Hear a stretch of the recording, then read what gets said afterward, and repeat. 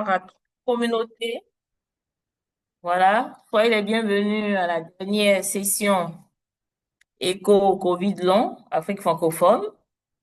Donc aujourd'hui, nous bouclons notre programme de formation avec une dame sur la thématique du Covid long et le diabète. Mais avant de commencer, on va permettre, parce que ça fait quand même une semaine, même si c'est pas long, et puis on va se quitter jusqu'en janvier, donc on va se permettre à la communauté d'ouvrir leur caméra. Et puis, on va se saluer. Voilà. Mouna Boussefiane. Bonjour. Est-ce que vous pouvez vous présenter à la communauté? Oui, D'accord. Bon, bonjour. oui. Je suis docteur Bousfiane Mouna. Je suis chargée de programme santé à l'administration centrale, ministère de la Santé et de la protection sociale, Maroc. Je suis OK. ravie de faire partie euh, de cet atelier aujourd'hui. Merci beaucoup. C'est nous qui sommes ravis de vous avoir avec nous depuis le Maroc. En tout cas, soyez les bienvenus à cette session de formation. Euh, notre, euh, notre aîné, docteur Geneviève, Oui, bonjour. Je j'espère que suis, c'est la pleine santé, hein, ou bien. j'espère aussi. Mhm. Je suis Geneviève, docteur Geneviève Nekouressi Saki, membre de la communauté, grâce à docteur, quoi, à ma fille, quoi, si, bon, vraiment, je prends plaisir toujours à participer. C'est vrai que je D'accord. suis pour ce que tu sais, mais ça va, ça Mhm. va. D'accord. Vraiment, on prie que le Seigneur vous accorde encore une très, très excellente santé à tous. Voilà, c'est important. Junior Mbale, et puis merci aussi de votre présence, de votre participation à toutes nos séances. Fidèle, docteur Nico ici. On envoie des Merci, cœurs pour merci, elle. merci beaucoup. Un cœur pour toi. Junior Mbale, allez-y, présentez-vous à la communauté. Oui, merci beaucoup. J'ai un problème de caméra. D'accord. Depuis le RDC, Programme national de la santé au travail, Mhm. RDC. D'accord. Merci beaucoup. Quel temps il fait là-bas? Parce que en ce moment en Côte d'Ivoire, ici, il tombe des gouttes, donc je ne sais pas si c'est pareil pour vous. Et il est maintenant 15 heures. 15 heures, 3 minutes. Ah, d'accord. OK. Merci beaucoup. Donc, 2 heures de décalage d'horaire. Voilà. Merci Exact. vraiment d'être là avec nous. Justin Ipangba. Ipangba. Ipangba. Voilà. J'espère que je ne Oui, l'écorche pas de nom. Je m'en bonjour, comment excuse. allez-vous? Bien. Et vous-même? Ça va très bien. C'est Dr Justin Ipangba, Oui. médecin infectiologue à l'hôpital Saint-Jean-de-Dieu de Thiès au Sénégal. Merci beaucoup à Ravi nos de vous amis du revoir. Sénégal. Merci. Merci Moi, beaucoup. pareillement. Voilà. Merci pour la participation du Sénégal. Après le Maroc, on a le Sénégal, on a la RDC. En tout cas, merci. Nous sommes ravis de vous avoir avec nous. Aya Philomène Merci beaucoup. Yao, épouse Conan. Bonjour. Bonjour, je suis Yao Aya Philomène, épouse Kouna. Je suis enseignante à l'INFAS et suis infirmière de formation. Toujours présente à notre programme. Merci beaucoup de votre participation. Valérie Sassa. Valérie Sassa, bonjour à vous. Est-ce que vous pouvez vous présenter? Alors, ouvrez votre micro. Valérie Sassa, ok, allez-y.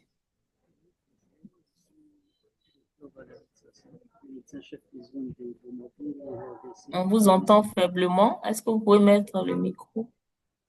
Vous êtes dans une autre séance? Je suis dans une autre séance, mais je peux suivre. Je vous suis dans une autre D'accord. séance. Vous pouvez écrire dans le chat alors. RDC comme santé. Ok, merci beaucoup. Merci, vous êtes fort, hein? Il a une oreille ici et l'autre de l'autre côté. Merci beaucoup. Ok, c'est ça aussi l'avantage de tout ce qui est e-learning. Merci de votre présence. Nos amis de la RDC, non, du Cameroun, voilà, qui bientôt vont rejoindre le mouvement ECO, effectivement, en lançant leur programme. Monsieur Chirol du Cameroun, bonjour à vous. Monsieur Chirol, votre Euh, micro. bonjour docteur, merci, bonjour docteur, bon après-midi à tous. Ravi d'être parmi vous, Chiral Kunke depuis le Cameroun, de l'organisation ASCOPEF. Bonjour. Bonjour, bonjour à toute l'équipe ASOPEV Plus. Bientôt vont nous inviter à leur lancement. En tout cas, merci beaucoup pour votre présence parmi nous. Sophie Koulibaly qui vient à peine de se connecter. Voilà. Vous n'avez rien manqué encore pour le moment. Nous sommes juste à la partie des salutations. Donc, on vous donne l'opportunité de vous présenter. Sophie Koulibaly. Non, Koulibaly. Sophie Koulibaly. Autant pour moi. Sophie Koulibaly. Est-ce que vous pouvez ouvrir votre micro et vous présenter? Votre micro est fermé. Voilà, allez-y. Bonjour à tous et à toutes. Je suis le docteur Sophie Koulibaly, donc médecin anesthésiste réanimateur de formation et responsable de la prise en charge au niveau de la direction régionale de la santé de Dakar au Sénégal. Merci. On est aujourd'hui, les Sénégalais vont gagner la bataille, hein. Ils sont fortement représentés. Merci beaucoup, merci beaucoup de votre présence au milieu de nous. Et donc, sans plus tarder, j'espère que les uns et les autres vont nous rejoindre, nous ne sommes pas nombreux. Moi, c'est Dr. Kwasi, voilà. Emilienne, je suis chargée de modérer cette séance. Pour les habitués, bon, on se connaît, ici, nous sommes en famille, hein, voilà. Et je suis avec deux autres collaborateurs, Monsieur Konaté, Haïti, Monsieur Urich, également Haïti. Donc aujourd'hui, on est un peu pris par le temps parce qu'on est dans plusieurs activités en même temps. Vous comprenez que nous sommes en fin d'année et donc on court partout. Et donc, je vais quand même donner la parole à notre experte du jour, voilà, qui n'est plus à présenter, hein, Docteur Volantina. Elle va se présenter et puis nous allons passer à la présentation de l'agenda. Docteur Volantina, ça peut aller? Vous pouvez fermer votre caméra, hein, il n'y a pas de souci. On vous connaît déjà. Le micro est fermé. Voilà, c'est bon. Oui, Allez-y. bonjour à tous. Oui, Bonjour. est-ce que vous m'entendez? Oui, Bonjour, 5 sur docteur 5. Kwasi. C'est bon. Oui, bonjour à toutes et à tous et merci beaucoup de m'avoir invité de nouveau à cette session de COVID long et diabète. Donc, je remercie toute l'équipe d'organisation et tous les participants ici présents pour ce webinaire. Merci beaucoup. Merci Du beaucoup. coup, oui, on va Allez-y. commencer, je pense. Non, pas encore. Pas Juste, encore. voilà, on va présenter l'agenda rapidement. Voilà. Pour ceux qui sont avec nous aujourd'hui, c'est vrai qu'on aura une session spéciale, éco-spéciale avec une étude de cas. Pas un cas clinique, un cas réel, mais ça sera une étude de cas.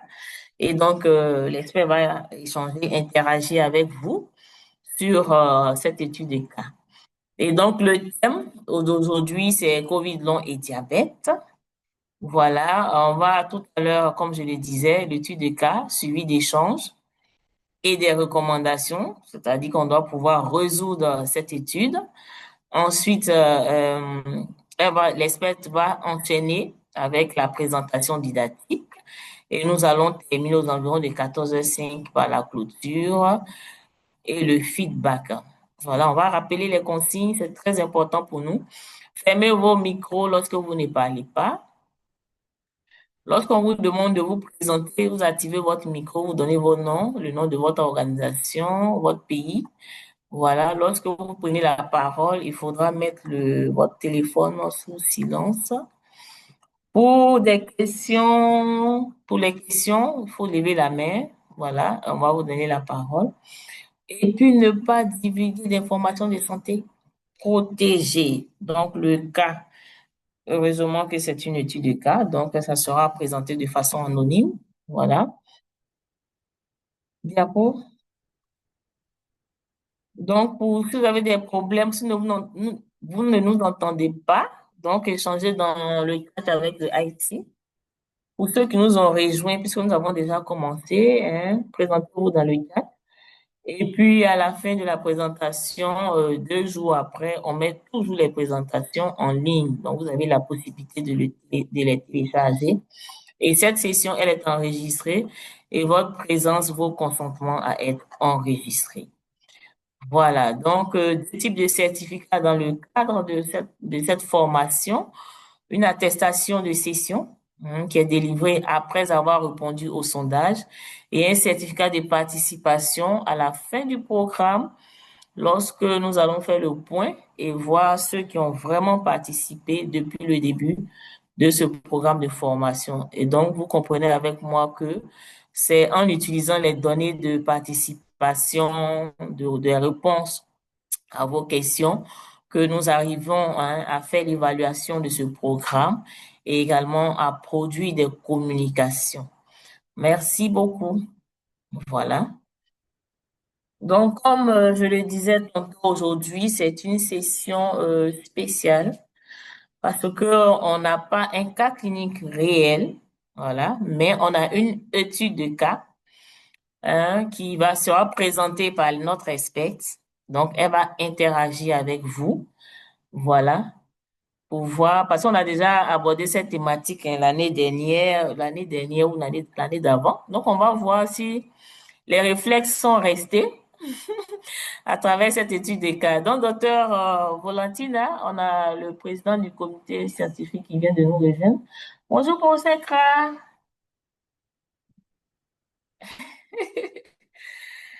Bonjour, docteur Kwasi. Comment ça va? D'accord. Ça va, Donc, je professeur. salue toute la communauté pour leur assister à cette formation. Et donc, je laisse toute la place pour continuer. D'accord. Merci, monsieur le président. Donc, aujourd'hui, on termine le programme avec une belle dame, docteur Volatina de Madagascar. Donc, docteur Volatina, je vous donne la parole.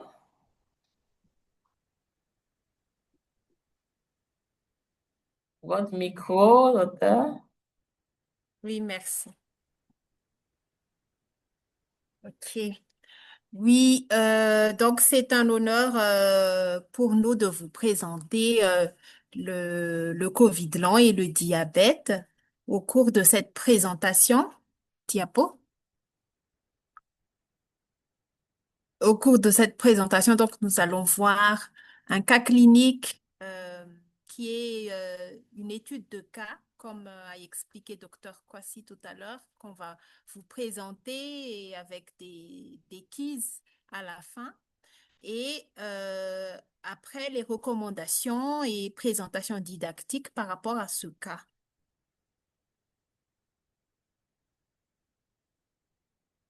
Donc, sans plus tarder, on va vous présenter le cas clinique.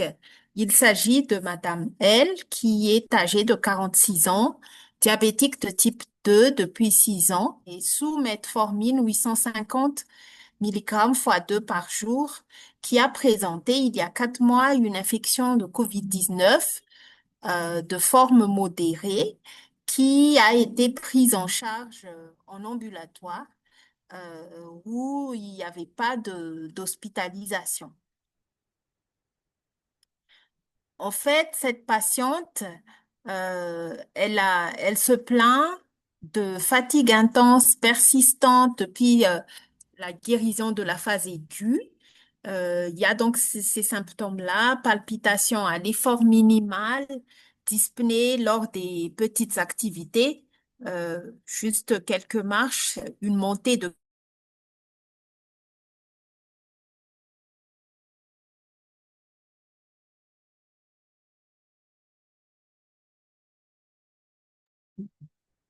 Docteur, votre micro est fermé. Votre micro est fermé.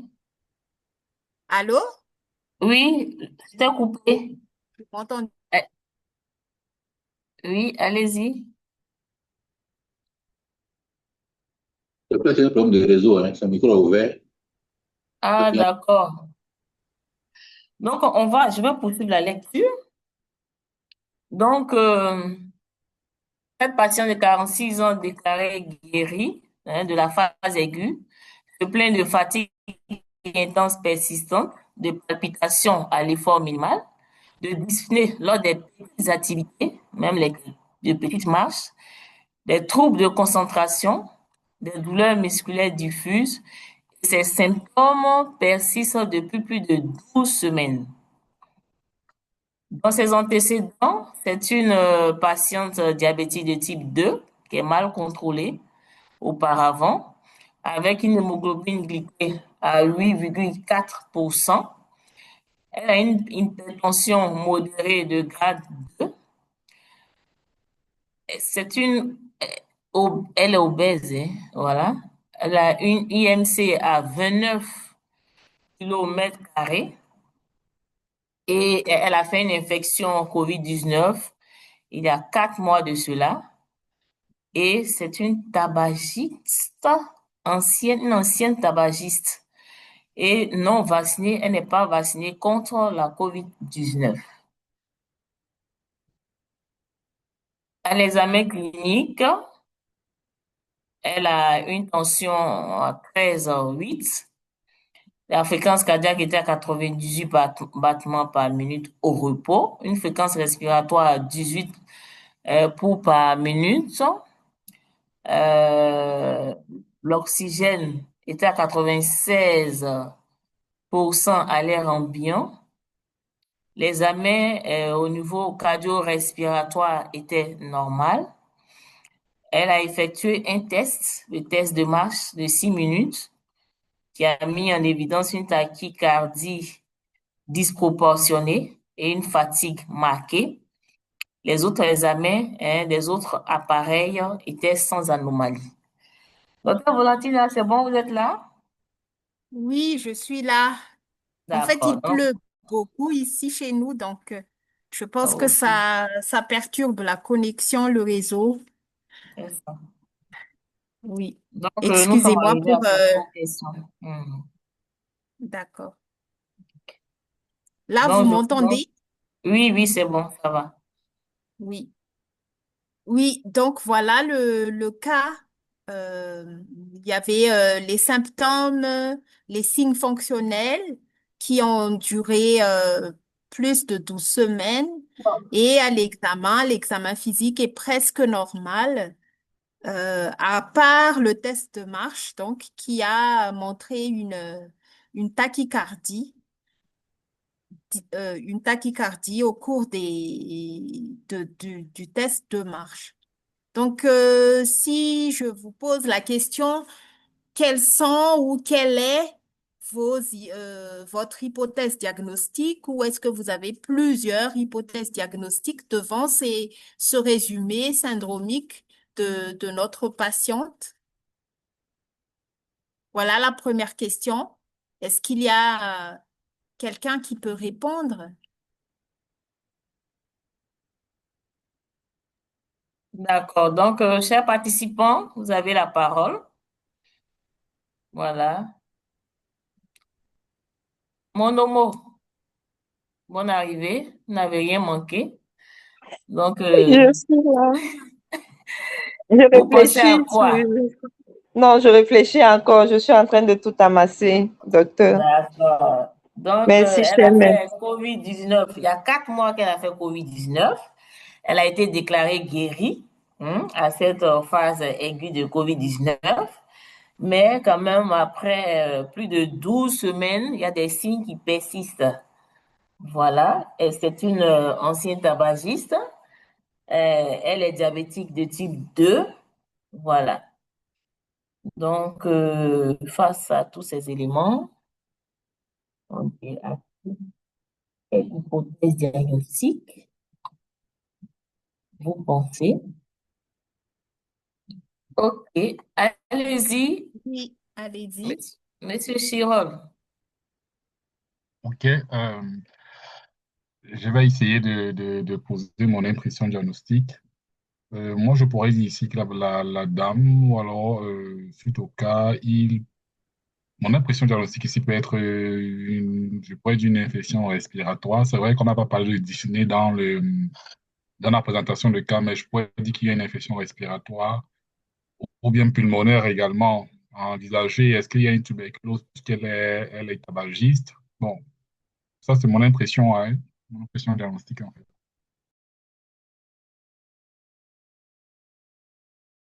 Oui, OK. Donc, ça, c'est une hypothèse. Oui, on prend cette hypothèse-là, une insuffisance respiratoire, vu que la patiente, elle est dyspnéique. D'autres idées? Oui, je voudrais apporter ma modeste contribution, si c'est possible. Oui, allez-y.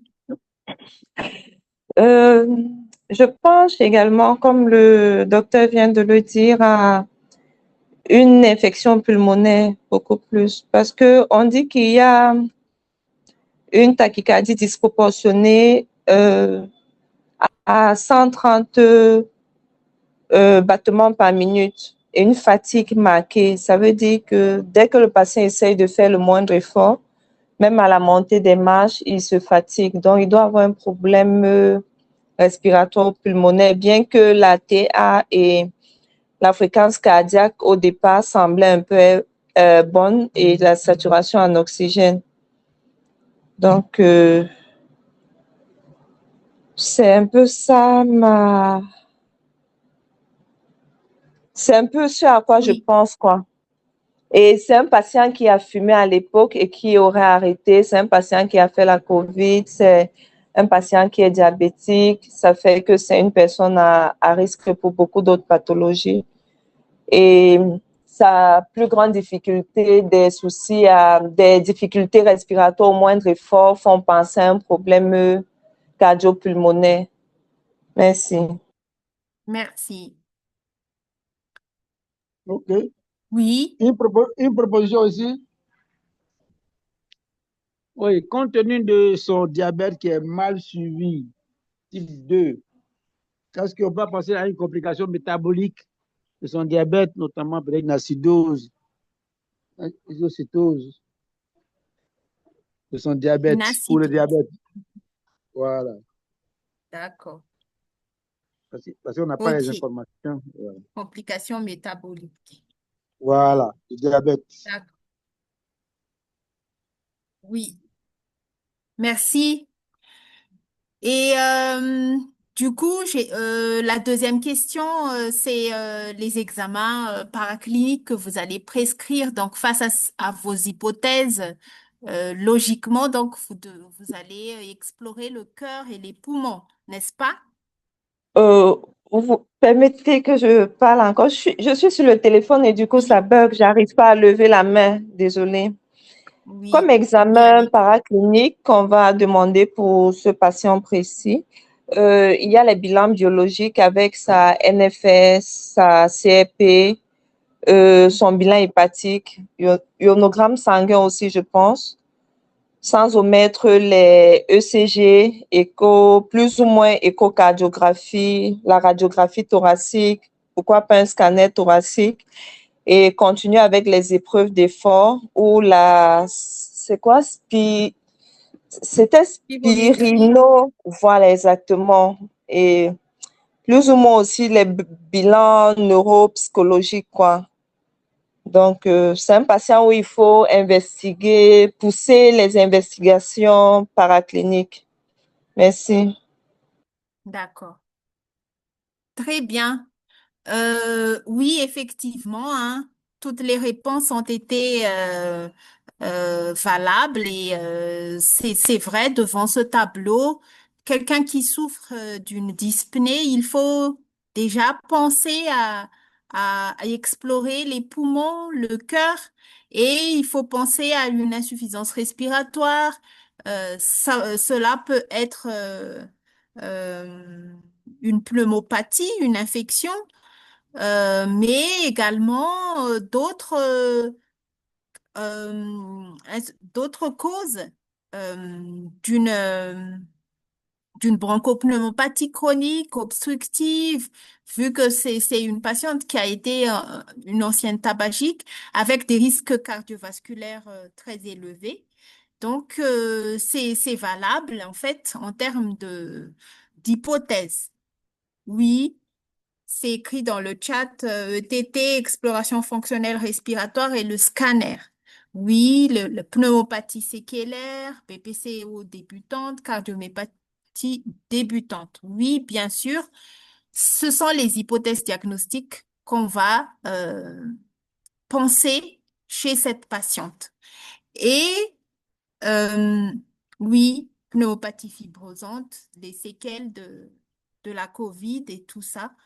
Donc, c'est vrai, toutes les idées, les réponses, vos hypothèses ont été justes et valables, mais il ne faut pas oublier également notre thème.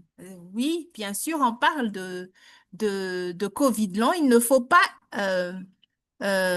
oublier le Covid long parce que ces symptômes-là, ce sont des symptômes qui ont persisté. Oui, il y a quelqu'un qui a levé sa main. Geneviève, je vous Oui, écoute. Ah, COVID long, merci beaucoup. syndrome Merci. post-COVID. Ça, ça, Geneviève, je crois. Oui. Oui, oui. Moi, c'est ce que je voulais dire. Je voulais proposer comme hypothèse diagnostique d'emblée, est-ce que ça peut pas être un COVID long, étant donné que la patiente a fait déjà un COVID avec les signes, les difficultés respiratoires et puis ses antécédents.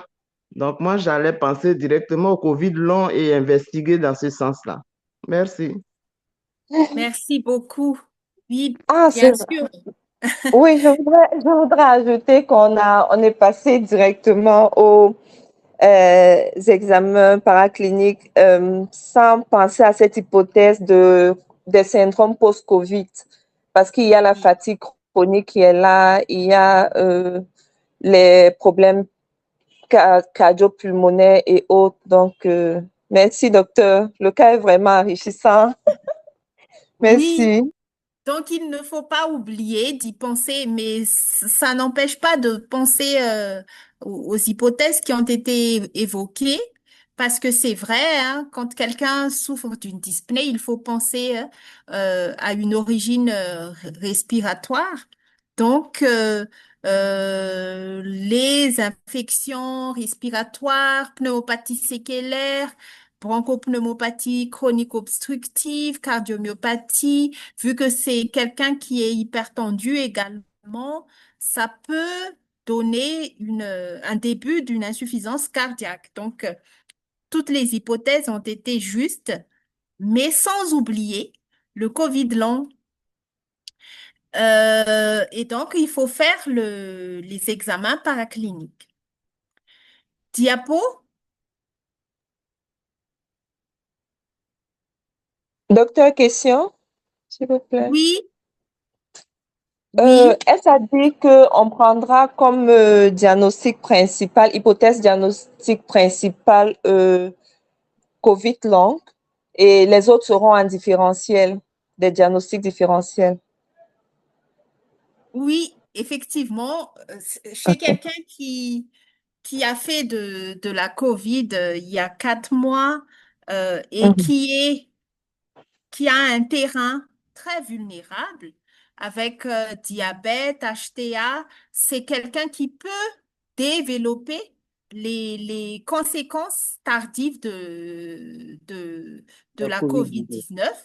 Donc, le syndrome post-COVID-19 est très, très valable en fait chez cette patiente, mais sans oublier que c'est un patient également qui a des antécédents cardiovasculaires qui font que ces antécédents cardiovasculaires peuvent se compliquer et donner la pneumopathie, la cardiopneumopathie, les pneumopathies fibrosantes, les séquelles de pneumopathie. Voilà. Oui, il y a une main qui est levée. Et, merci infiniment pour la présentation de cas et je remercie l'ensemble des participants qui ont évoqué ici les examens, notamment biologiques et tout ce qui va avec. Mais maintenant, s'il vous plaît, ma préoccupation porte sur le coût, en fait. Parce que lorsqu'on parle d'un cas pareil également, il faut penser aux ressources de la patiente.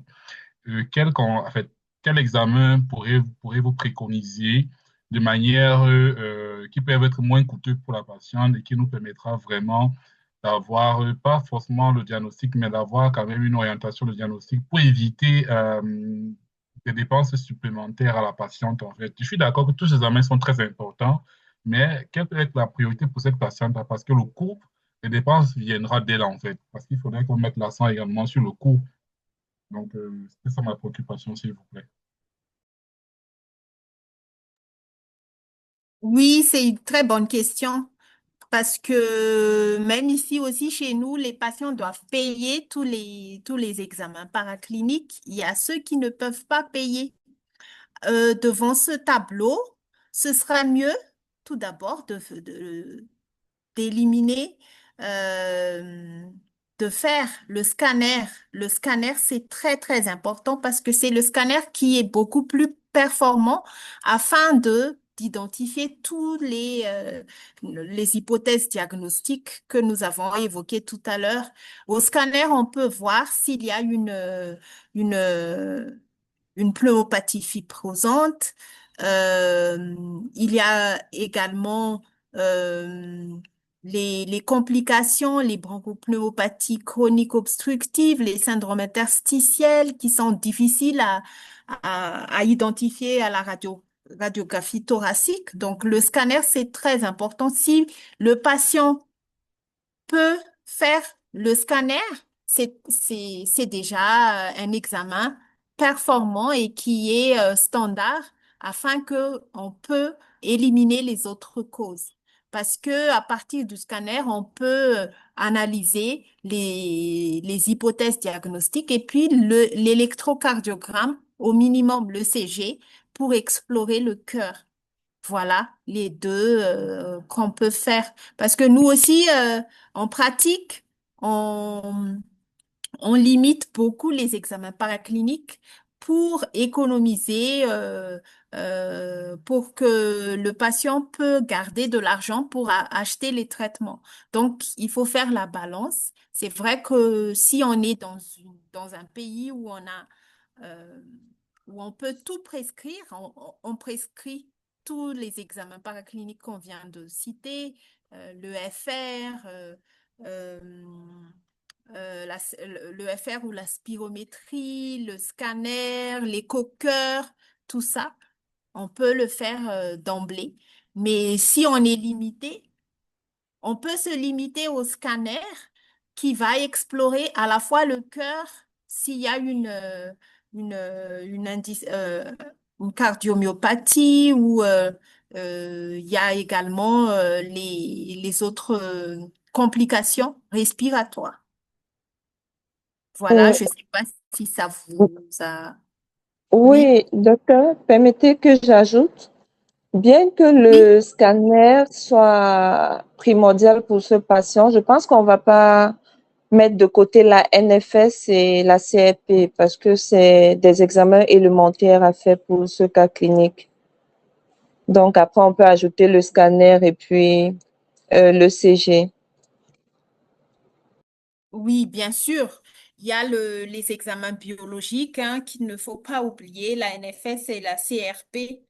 Euh, pour les examens biologiques. Et pour les examens morphologiques, c'est surtout le scanner et le CG. Oui. Exactement, docteur. Merci.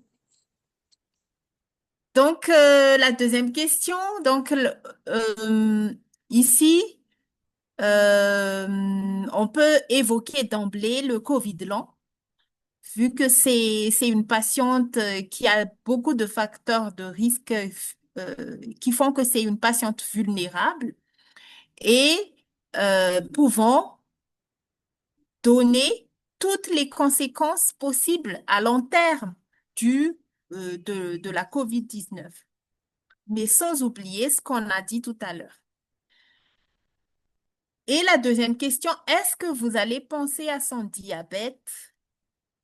Tout à l'heure, il y a déjà eu une hypothèse comme quoi ça pourrait être des troubles métaboliques. Oui, il y a une main levée. Je vous écoute.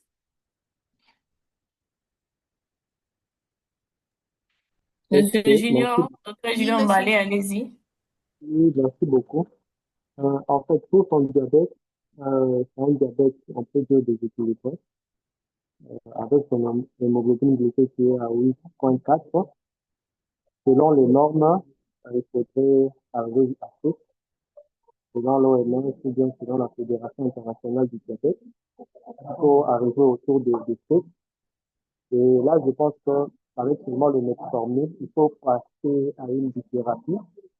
On peut passer à la bithérapie pour qu'on arrive quand même à 7, l'hémoglobine glycée à 7. Là, je pense que ça sera équilibré.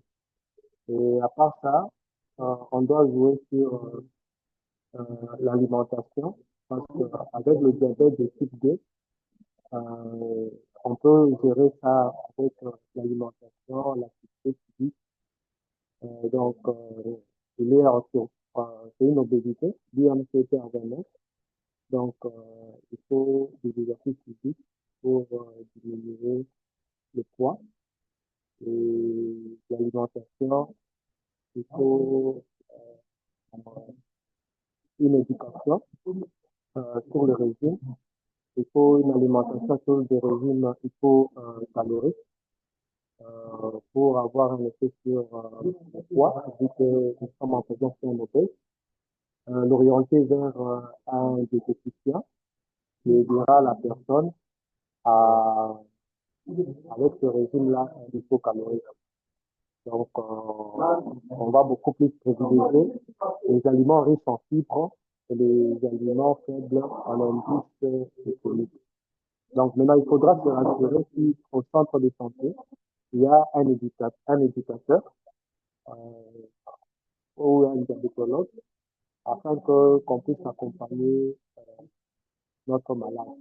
Donc, voir comment améliorer la prise en charge, aller vers une bithérapie. Objectif avec l'hémoglobine glycée respectée, parce que 8,4 c'est beaucoup.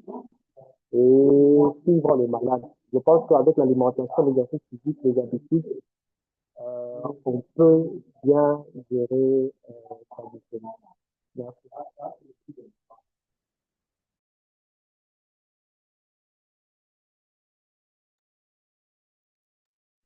Oui, très bien, merci. C'est bon?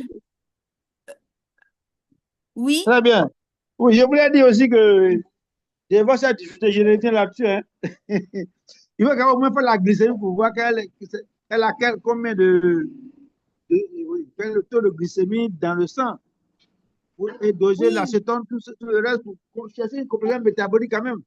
Parce que le Covid long est avant tout un diagnostic d'élimination. Quand on n'a pas trouvé une autre cause qui pourrait expliquer cette difficulté-là, quand il ressort, on garde comme diagnostic le Covid long. Et tant qu'on n'a pas éliminé toutes les causes de dyspnée chez cette personne, voilà, le Covid long n'est pas arrêté d'abord. Donc, on parle les yeux sur les examens. Les examens les plus fréquents, il faut les faire pour écarter ces hypothèses. Et quand on n'a rien trouvé, cela on dit c'est un Covid long. Merci. D'accord. C'est ma petite contribution. Oui, merci beaucoup, professeur. Oui, bien sûr, comme là qui est mentionné, hein, même si les symptômes, on va y penser, parce que les symptômes, on a des symptômes qui durent plus de 12 semaines après l'infection de COVID-19, mais il faut éliminer les autres causes tout d'abord. Donc, c'est ce qu'on a dit tout à l'heure, qu'on doit faire le scanner, le CG, pour éliminer les autres causes. Et c'est après cela, si on ne trouve pas d'explication, c'est là qu'on retient le COVID long, selon les critères de l'OMS, des symptômes qui durent plus de 2 semaines après l'infection de COVID-19, fluctuant parfois, non expliqués par une autre cause. Donc ça, c'est la définition, ça, c'est le critère qu'il faut retenir si on veut y penser et si on suspecte le COVID long. Mais il faut mettre dans les hypothèses diagnostiques en dernier lieu, après avoir éliminé les autres causes. Et bien sûr, on va penser à son diabète parce que c'est une patiente qui est diabétique, elle est sous metformine, même si elle est traitée, est-ce que c'est bien contrôlé? Le diabète euh, doit figurer parmi donc les examens paracliniques. Il faut qu'on cherche la glycémie à jeun, il faut demander l'HbA1c, il faut voir également les urines, la recherche de cétone dans les urines pour éliminer les troubles métaboliques. Donc, il faut penser à son diabète parce que ce qu'il faut retenir, c'est que quand un ou une patiente est diabétique, il faut toujours évaluer le diabète. Est-ce que ça c'est compliqué? Est-ce que il y avait des facteurs qui ont décompensé le diabète, par exemple une infection et tout ça. Donc, il faut toujours penser au diabète chez quelqu'un donc qui est déjà connu diabétique, que ce soit bien ou mal contrôlé, il faut toujours évaluer le diabète. D'accord? Ok. Euh, diapo?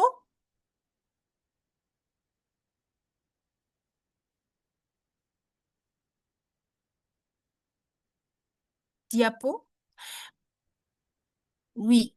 Donc, il faut donc, comme j'ai expliqué tout à l'heure, le diabète de type 2 de cette patiente qui est sous metformine 850 fois 2, c'est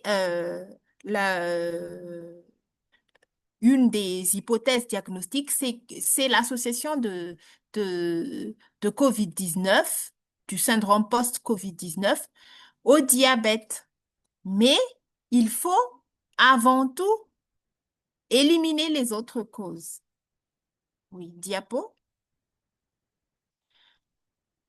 Donc, qu'est-ce qu'on a fait? Il y a les bilans biologiques, les résultats du bilan biologique de la patiente qui montrent une hyperglycémie avec un HbA1c à 9,1%, donc qui témoigne un déséquilibre diabétique post-Covid et CRP normal, donc ça élimine toute infection active. La fonction thyroïdienne, si c'est disponible ou si la patiente peut faire la fonction thyroïdienne, c'est recommandé étant donné qu'elle présente des palpitations.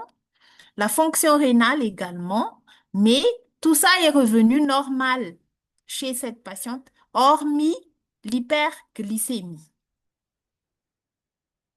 Diapo.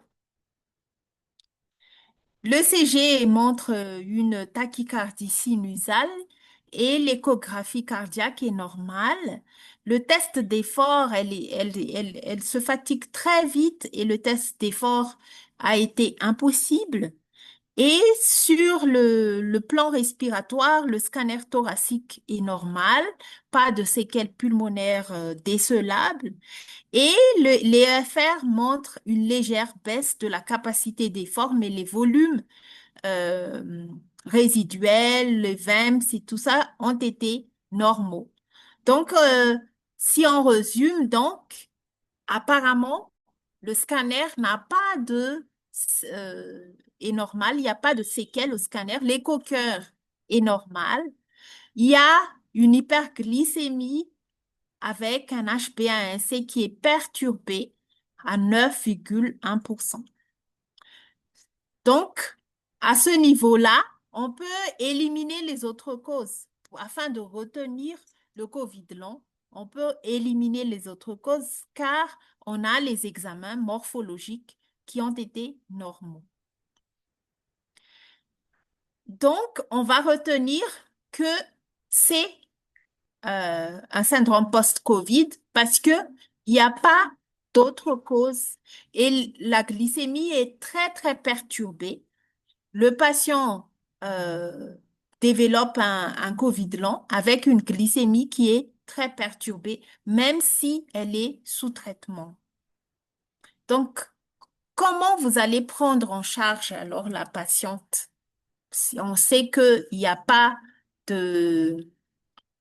d'anomalie respiratoire, d'anomalie cardiaque, comment vous allez prendre en charge? Donc, on a retenu que c'est un COVID long associé à une diabète qui est déséquilibrée et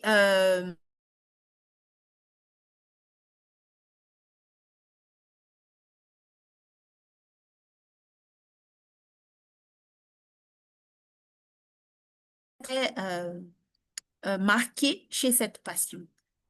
Oui, Émilienne. Oui, maître, je suis là. Je pense pour ma part que le patient va être référé vers son diabétologue parce que le problème n'est plus à notre niveau. La référence fait partie de la meilleure prise en charge.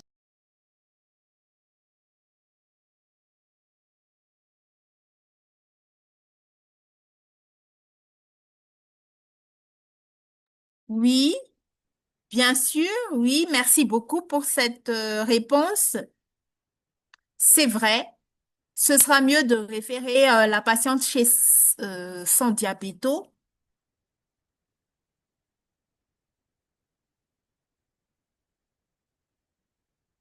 D'autres réponses?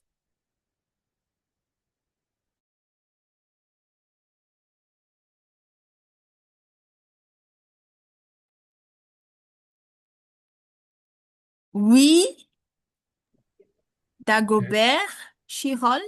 Oui, monsieur. D'accord, d'accord, merci. Merci. À mon niveau, la prise en charge peut se faire, pour ma part, la prise en charge peut se faire à deux niveaux. La prise en charge communautaire également et la prise en charge clinique. Au niveau communautaire,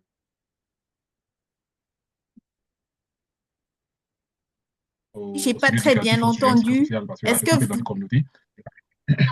Je dis, ok, est-ce j'ai que vous tantôt, pouvez parler un peu plus fort, s'il vous plaît? d'accord. Je dis, à mon niveau ici, je pourrais, parlant de prise en charge, je peux faire allusion à deux catégories de prise en charge. La prise en charge communautaire et la prise en charge clinique. Quand je fais allusion ici à la prise en charge communautaire, je fais allusion au soutien social, au soutien psychologique également. Ça, c'est au niveau communautaire. Notamment l'éducation à l'éducation thérapeutique, ça peut se passer en Faut vous communauté. rapprocher de votre micro, Monsieur Le, Chirol, on vous entend pas. Voilà. ok. Le soutien psychosocial et autres, ça, c'est la prise en charge pour moi communautaire. Maintenant, au niveau clinique, Malheureusement, on ne vous entend pas, Monsieur Chirol. On ne vous sûrement, entend c'est pas. le réseau. Vous m'écoutez Mhm. maintenant? Oui, oui. Ok. Ok, Donc, c'est le réseau. Mhm. bon, dès pour ma part, la prise en charge de la patiente peut se faire à deux niveaux. Au niveau communautaire, au niveau clinique. Au niveau communautaire, ne pas oublier la prise en charge sociale et la prise en charge psychologique. Parce que certes, pour ma part, ce ne sont pas toutes les pathologies qui tuent la patiente, mais c'est l'environnement. Faut qu'on tienne compte de l'environnement. Il ne faudrait pas qu'elle se sente isolée dans sa communauté. Donc, il y a cette prise en charge communautaire qu'on ne doit pas négliger. Et nous, au niveau clinique, c'est comme ma prédécesseur a eu à évoquer, référer vers un diabétologue, référer vers un infectiologue ou bien un pneumologue et tout ce qui va avec. Donc, il ne faudrait pas que, pour ma part, la prise en charge est à deux niveaux, communautaire comme clinique. C'est ce que je voulais préciser.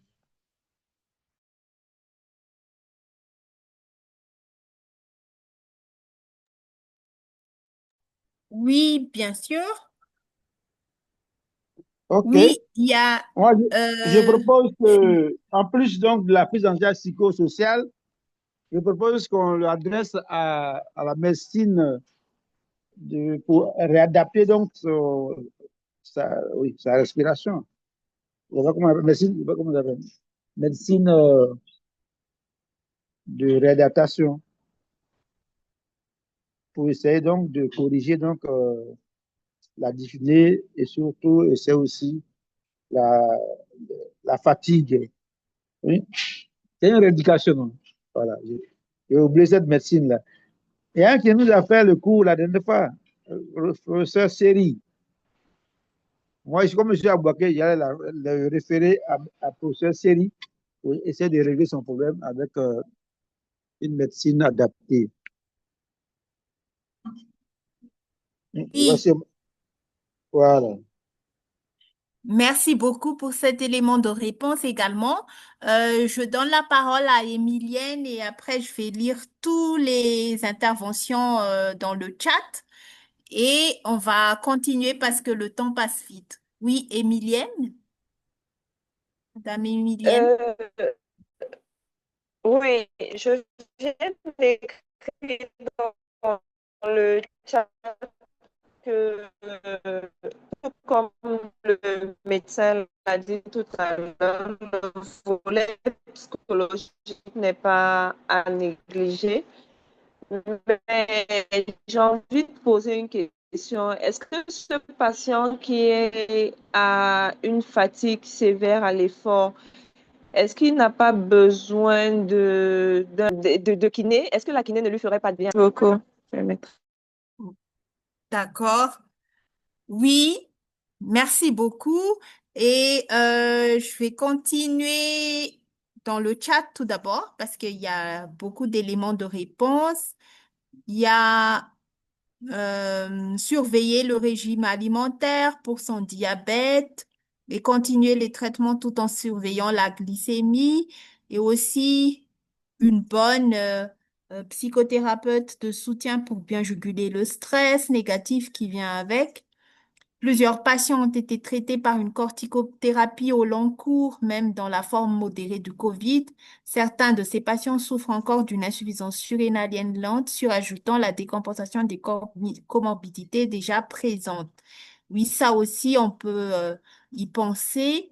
Le diabétologue pourra lui instaurer une insulinothérapie en fonction des chiffres. Une prise en charge psychologique, volet psychologique à ne pas négliger, indication de corticothérapie à discuter, oxygénothérapie en fonction de la saturation.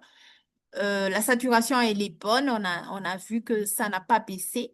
La prise en charge sera évidemment multidisciplinaire, anticoagulant à titre préventif, un traitement des autres symptômes, COVID long, plus diabète déséquilibré, réajusté sans traitement anti-diabétique, corticothérapie à discuter, kinérespie, accompagnement psychologique et social. Oui, peut-être je vais donner la parole à deux personnes et on va passer. Il y a Monsieur Junior et Monsieur Chirol. On vous donne la parole. OK. OK. Désolé de prendre encore une fois de plus la parole. Moi, j'ai une préoccupation à écouter les interventions. Est-ce que on ne pourrait pas, bon, est-ce que la patiente ici ne présente pas certains signes de, je ne vais pas parler d'obésité. Est-ce que l'IMC ne peut pas être un truc qu'on peut également vérifier? Excusez-moi mes expressions, je suis communautaire, je suis pas prestataire de santé. Est-ce que l'indice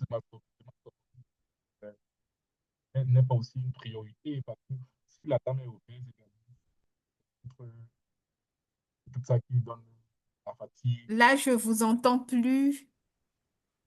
Je demande Ça s'il y a un petit... diminue Allô? et diminue. Oui, c'est le réseau apparemment à mon niveau. C'est Je ça. Oui. demande s'il y a Est-ce que vous pouvez écrire un dans le exemple. chat? Ok, d'accord, ça marche. D'accord. Donc, l'autre intervenant va prendre la parole alors. C'est Ok, Monsieur merci. Junior, docteur Junior Mbale. Merci beaucoup. Après les examens, on a vu que, de quoi encore? L'hémoglobine glycée était à 9, donc ça a augmenté, donc de 8,4 jusqu'à 9.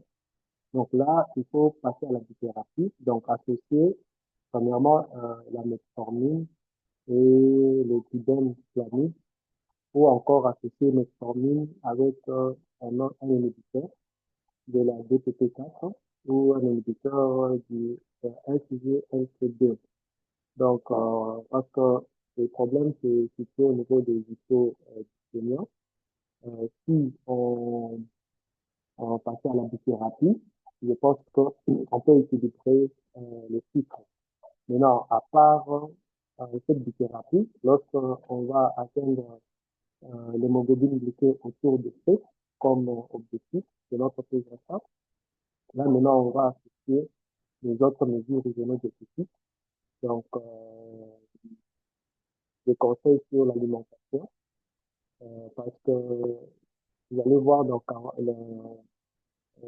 l'alimentation contribue à 40% à notre bien-être. Donc, il faut une alimentation.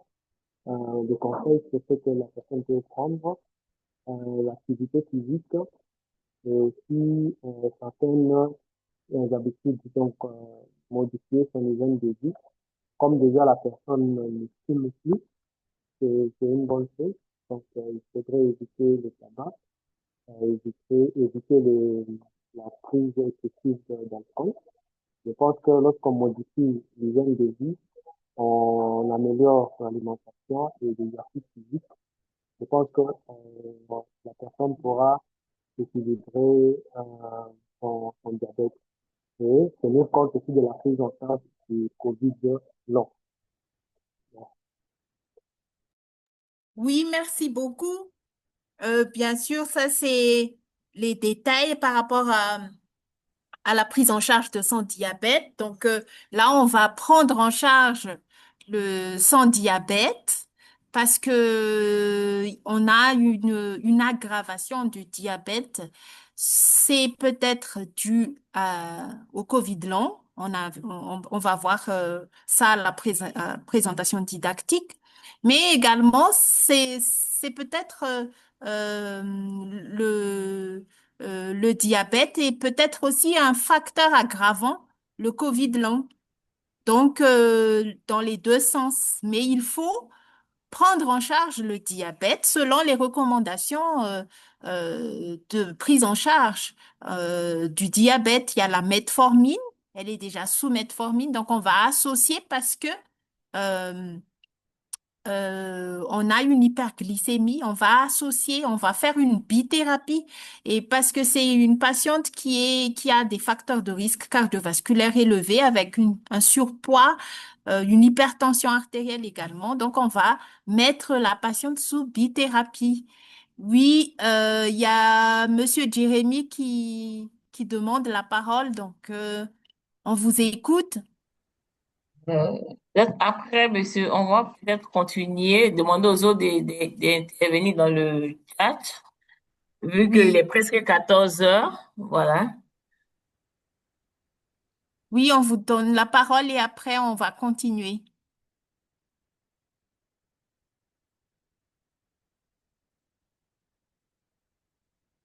Ah, je pense que ça ne marche pas le micro. Je sais pas, c'était qui avait demandé la parole? C'est Monsieur Jérémy. D'accord, je pense Ok, qu'on peut ok. continuer. Et je ne sais pas s'il est Oui, là, c'est bon? oui, oui, je suis là. Ok, Je suis allez-y. là. Je disais que je n'osais pas suivi au début, mais seulement par rapport au casus que vous aviez présenté. Moi, je dirais d'abord que les diabètes, c'est d'abord une pathologie, dans des patients diabétiques, ce sont des patients à immunité faible, en fait. Vous avez une immunité qui est affaiblie.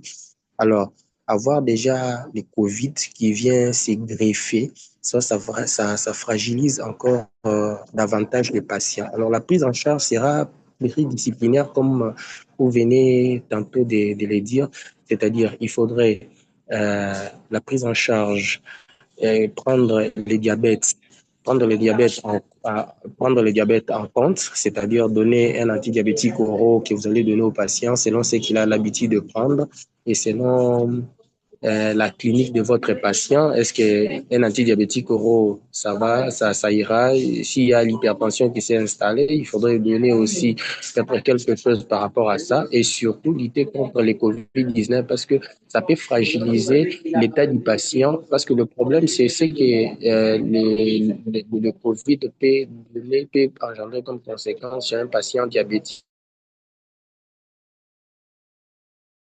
Et surtout, n'oubliez pas que c'est déjà une situation aussi une hyperglycémie réactionnelle, mais aussi secondaire à cette COVID-19. Donc, c'est un peu ça ma réaction et surtout que je vous ai suivi à mi-chemin. Oui, effectivement, on va voir tout ça après, mais c'est une bonne réflexion par rapport au cas du patient. Donc, on va continuer, on va vous projeter les traitements qui ont été instaurés. Diapo.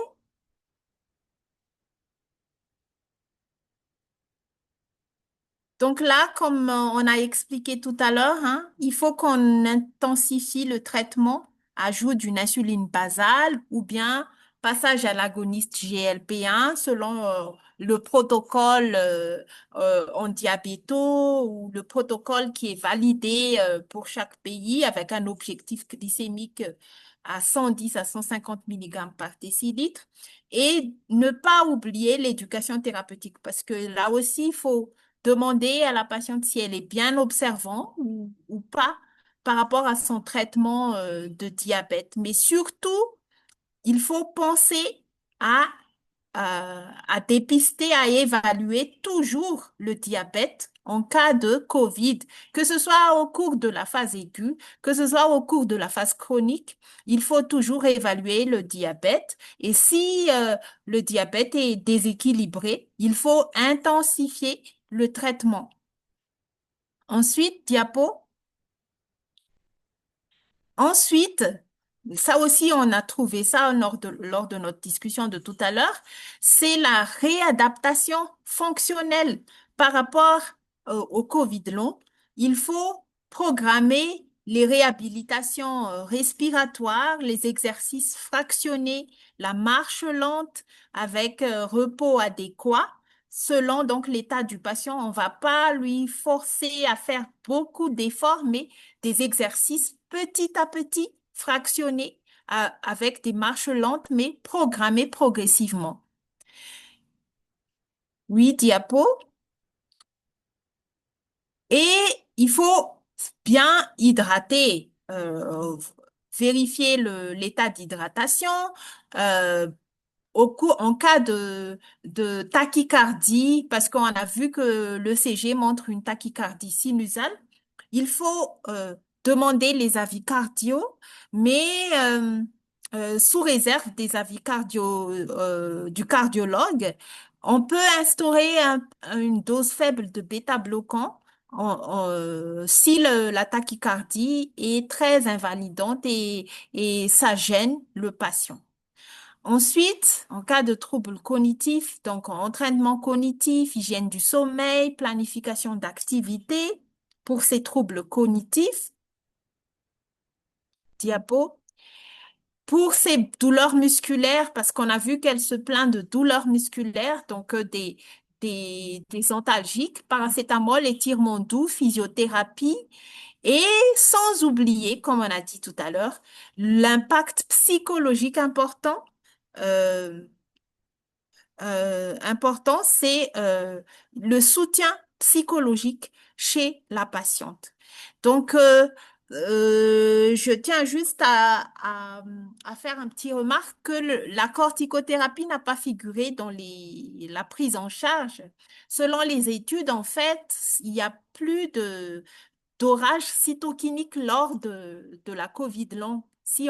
Euh, je crois qu'il y a 2 semaines ou il y a 3 semaines, j'ai projeté ce schéma que il y a un état d'inflammation, mais pas d'orage cytokinique. Donc, c'est à discuter, mais apparemment, les études n'ont pas trop montré l'intérêt de mettre le patient ou la patiente sous corticothérapie à long cours, mais à voir selon les séquelles aussi. S'il y a des séquelles euh, respiratoires, des fibroses, des séquelles respiratoires, là, dans ce cas-là, c'est à discuter. Les corticoïdes inhalés, s'il y a la spirométrie montre des troubles ventilatoires obstructifs. Ça aussi, ça peut être une des complications du COVID. On peut instaurer des corticos inhalés. Mais chez notre patiente, donc tout ça a été normal. C'est pas en première intention de mettre la patiente sous corticoïdes. Diapo, donc, n'oublie pas de faire revenir la patiente pour un suivi clinique et paraclinique. Dès que vous instaurez les traitements, il faut la faire revenir pour un suivi. Est-ce que ça a été bien euh, observé? Est-ce que les traitements ont fait effet?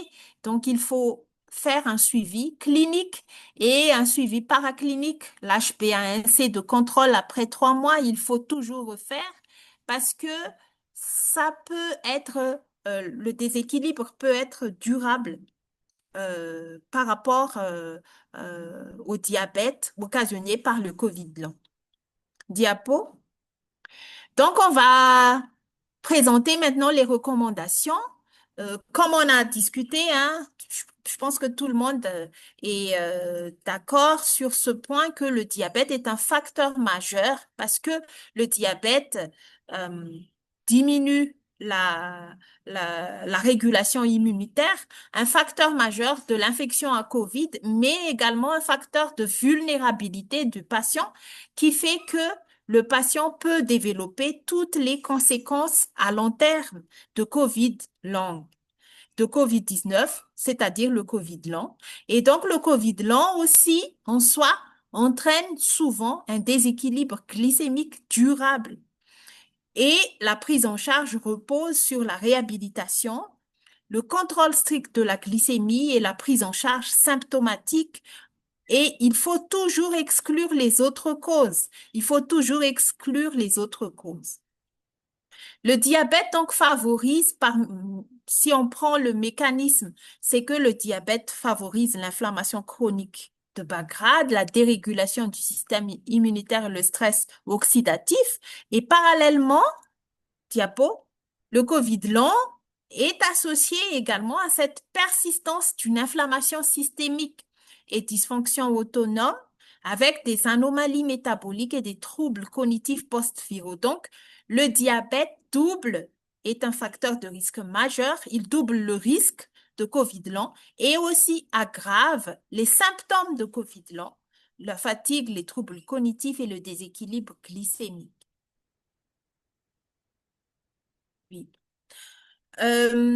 Donc, si on prend cette méta-analyse qui a été publiée, c'est quoi, d'où vient la perturbation glycémique au cours du COVID long? Qu'est-ce qui se passe vraiment? En fait, à partir de ce méta-analyse, il y a une relation bidirectionnelle entre l'association de diabète et le long COVID. Diapo. Selon donc ce méta-analyse qui est basé sur 25 études qui ont été examinées, en fait, ces 25 études montrent que le diabète est un facteur de risque de COVID long. Et parmi ces 25 études, 11 études ont rapporté que le diabète était un facteur de risque significatif pour le développement de COVID lent, et tandis que 14 études également ont indiqué qu'il ne s'agissait pas d'un facteur de risque significatif. Donc, il y a deux hypothèses par rapport à la relation COVID lent et diabète. Mais la plupart ont mentionné donc ce risque significatif pour le développement de COVID lent. Diapo. Et donc, parmi les 11 études indiquant que le diabète était associé au COVID lent, 3 ont rapporté des adjust ratio plus de 4. Donc, un risque élevé par rapport au COVID lent. Une autre étude a examiné l'association entre le diabète, l'hypertension et le COVID lent par rapport aux personnes ne présentant aucune comorbidité, avec un odds ratio à 4,18. Et une étude a rapporté une corrélation forte et significative entre le diabète de type 2 et au moins 2 symptômes respiratoires liés au COVID lent ajustés en fonction de l'âge, du sexe et de la gravité du COVID-19. Diapo. Donc, la première hypothèse, c'est que le diabète est un facteur de risque de COVID lent. Mais aussi, la deuxième hypothèse, c'est que le diabète peut être secondaire à la COVID lent. C'est-à-dire, il y a des patients qui développent secondairement de diabète suite au COVID lent. Au cours de ces méta-analyses, les survivants de la COVID-19 peuvent présenter un risque accru de développer un nouveau diabète. Et ce risque semble augmenter de manière progressive en fonction de la gravité de l'infection initiale, c'est-à-dire si le patient a été hospitalisé ou non, et peut être supérieur à celui observé pour d'autres infections respiratoires, mais ce risque diminue également avec le temps écoulé depuis l'infection. Diapo. Donc, si on regarde d'autres études également par rapport au mécanisme de développer le diabète suite au COVID-19, donc en fait, le SARS-CoV-2 recoupe à la fois le diabète type 1 et le diabète type 2. Vous voyez sur ce schéma que des deux côtés, vous avez l'hyperinflammation, la réponse inflammatoire très, très élevée qui fait que ça permet de diminuer la réponse à l'insuline et donne une insulinorésistance et donc le diabète de type 2. Mais parallèlement, on peut également avoir ce mécanisme, le SARS-CoV-2 qui a un tropisme sur les cellules îlots de Langerhans du pancréas qui font que ça diminue la sécrétion et la production de l'insuline et donc ça va donner une hyperglycémie caractérisée par le diabète de type 1. Donc, des deux côtés, on peut avoir ce mécanisme. Pour le diabète type 1, c'est dû à la diminution de la sécrétion de l'insuline, mais parallèlement, dû à l'inflammation élevée, on peut avoir une insulinorésistance. Diapo. Donc, l'association entre le diabète et les formes graves de COVID-19, l'hospitalisation, l'admission en unité intensive dans la phase aiguë, en fait, on a déjà expliqué ça à travers beaucoup des études dans la littérature que le tropisme du virus se fait pour les cellules bêta des îlots pancréatiques qui expriment les récepteurs ACE2 et qui crée une insuline, oui, diapo. Cela donc va altérer la production et la sécrétion d'insuline et par conséquent une aggravation de l'hyperglycémie et voire même l'acidocétose et le développement de diabète. Donc on peut prendre cette hypothèse et des études ont montré donc que la relation bidirectionnelle c'est ça, c'est que le diabète est un facteur de risque de COVID long, mais également le diabète peut être secondaire au COVID long. Et c'est la même hypothèse comme il a été expliqué tout à l'heure. On peut recouper entre diabète de type 1 et diabète de type 2. Diapo. D'autres explications sont possibles également, telles que un dysfonctionnement autonome, une réponse immunitaire hyperactivée, une auto-immunité, une inflammation persistante de faible intensité et conduisant donc à une résistance à l'insuline, comme il a été exposé tout à l'heure. Diapo. Autres déterminants de santé aussi ont été évoqués dans d'autres études, tels que les changements socio-économiques et environnementaux survenus pendant la pandémie, qui pourraient avoir indirectement contribué à l'augmentation de risque de diabète. Le confinement, les troubles alimentaires, le surpoids, les pertes d'emploi. Donc, tout ça aussi, ça fait partie d'autres déterminants de la santé qui font que le patient va devenir diabétique. Diapo. Donc, là, c'est pour vous expliquer que le diabète et la COVID-19, ce sont deux choses qu'il faut considérer. Si le patient est diabétique connu et développe de COVID-19, le patient peut développer à court et à long terme les conséquences lourdes et catastrophiques de ce COVID, telles que le COVID long, la mortalité élevée, les formes sévères de COVID-19, l'aggravation des maladies métaboliques, la dépression, les infections fongiques, la réinfection et même parfois une récidive de l'infection malgré la vaccination. Donc ça a été démontré par des études que ça peut être en lien par le couple, le fait d'avoir à la fois le diabète et le COVID-19 peut donc donner toutes ces complications catastrophiques du COVID-19. Diapo. Donc, en conclusion, pour terminer, il y a donc cette relation bidirectionnelle.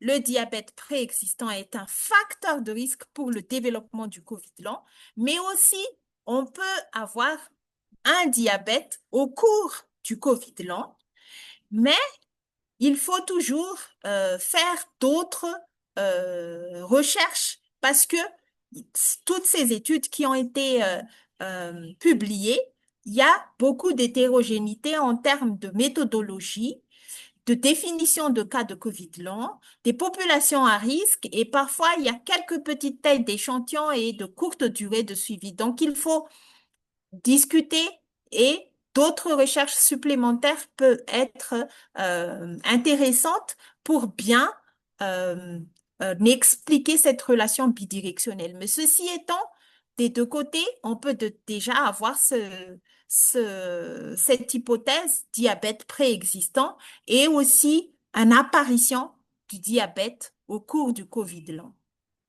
Diapo. Mais quoi qu'il en soit, il faut toujours dépister et évaluer.